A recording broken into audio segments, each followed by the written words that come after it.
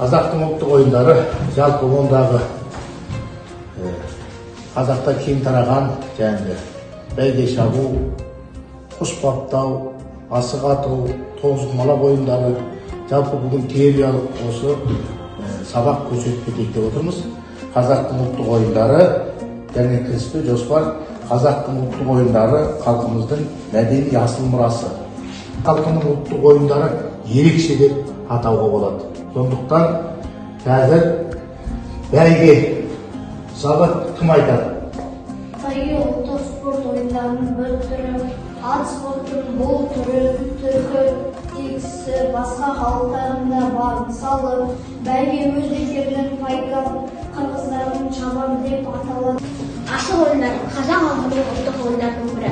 Ұлттық ойындар көбінесе әр халықтың әлемдік экономикалық жағдайларында шаруашылық мүмкіншіліктеріне байланысты қалыптасқан. Қазақ халқының ғасырлар бойы қалыптасқан мәдени мұрасының бір бөлігі болып келеді. Олар ата бабамыздың тұрмыс тіршілігі, дәстүрін, дүниетанымын және тарихын бейнелейді. Құсбегі өрер, көкпар, асық ату, тоғызқұмалақ, жамбы ату сияқты ойындар жастарды батылдыққа, мергендікке, ептілікке тәрбиелесе, ал тоғызқұмалақ сияқты зияткерлік ойындар ойлау қабілетін арттырады.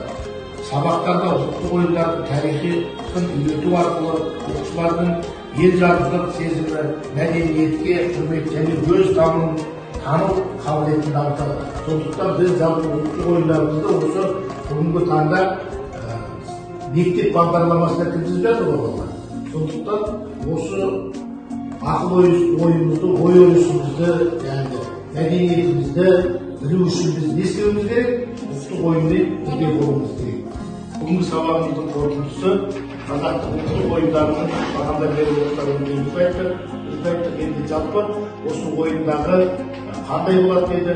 Ептілік, төзімділік, жылдамдық, шапшаңдық, ой өрісін, рухани ойлау қабілеттілігімізді арттыратын осы ойындарымыздың баға жетпес бабадан мирас болып қалған осындай бір құнды ойындарымызды кейінгі сендер, ертеңгі болашағымыз сендерсіңдер.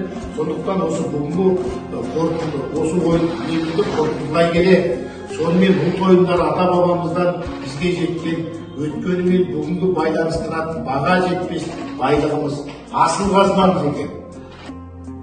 Ал енді құрметті балалар, құрметті оқушыларымыз, бүгін міне қыран құс алып келдік алдарыңа. Аспанның серісі, аспанның патшасы, қыран құстан бүркіттен биік ұшатын құс болмайды. Сондықтан бұл бабамыздан бері қарай жалғасып келе жатқан, бабадан балаға мирас болып келе жатқан осы қыран құсымыз. Сондықтан бүгін сендерге осы қыран құстың белгісін айтып берейін. Аулақпын деп айтайын, мен білемін, келмейді бірде көргенімді естігенді, айтайын қыран құстың белгілерін.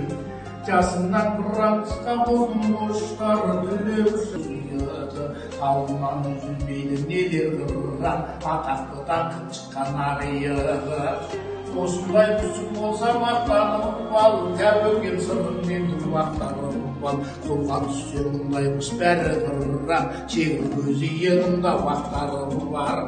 Қанаты туырдықтай көрер көзге, тоқтадым көп ойланып осы сөзге, чапаным билігіндей қазағымнан, таппадым артық неге одан өзде.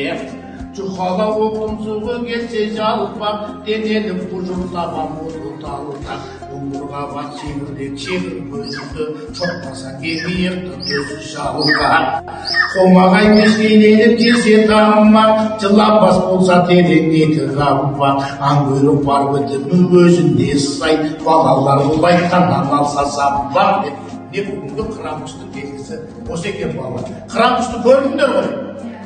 Қандай екен? Керемет пе екен? Қараңдар.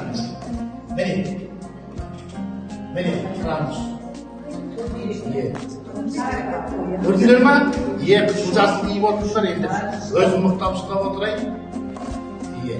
Қыран құсты көрдіңдер ғой? Міне қыран құс деген осы. Қыран құстың ерекшелігі осындай болады. Керемет. Көрдіңдер ма? Кішкене балаларына беріп